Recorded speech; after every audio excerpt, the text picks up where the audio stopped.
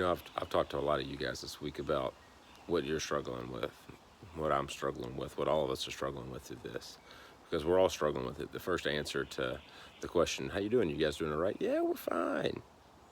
But sometimes it could be more than that, and so you've got to know who you can lean on in those times. And that's what I want you to do. I want you to lean on your brothers, lean on each other, and then find a way to focus on the positive without complaining, because you can easily get yourself into a rut of just complaining and focusing on the negative.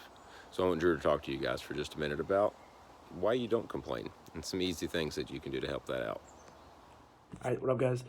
So I got the No Complaining Rule by John Gordon, and the biggest thing that I got off from this book was positive ways to deal with negativity at the workplace. And the workplace doesn't just have to be at work; it can be at your house, it can be at school, it can be on the field, it can be anywhere. And I'm gonna talk about a few things I learned from this book and the ways that it made me a better person and better player and better leader.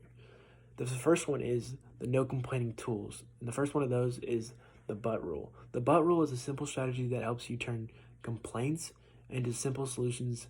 So what I mean by that is, oh dang it, I have to get up at 6 a.m. But I get to go hang out with my boys and get better and train. And the second thing that I learned from this was focus on get to instead of have to. Too often we focus on, oh dang it, I have to go to work.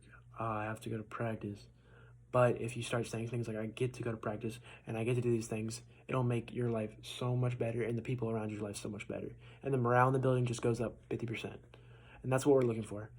That's some of the things I learned from the No Complaining Rule by John Gordon. So it's just that simple. Don't complain the rest of the week. There's going to be tons and tons of chances, but do exactly what he said. Focus on what you get to do.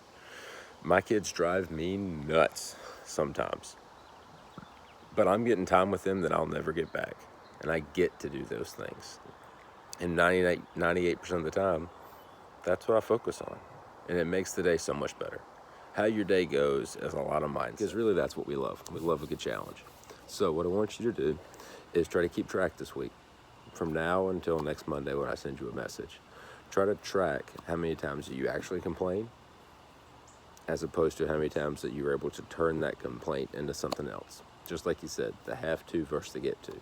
And what I'll do is I'm actually going to tweet out some more things that you can do to try to spin those complaints around, because we all have those thoughts. There's nothing wrong with having those thoughts. Now what you want to do is try to find ways to spin it around and change it. And it's a challenge. We all like a challenge, especially these days.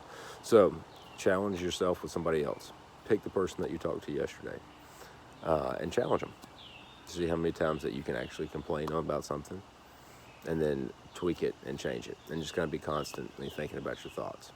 So I love you guys. We miss you. We'll see you soon, and we'll see you in the morning.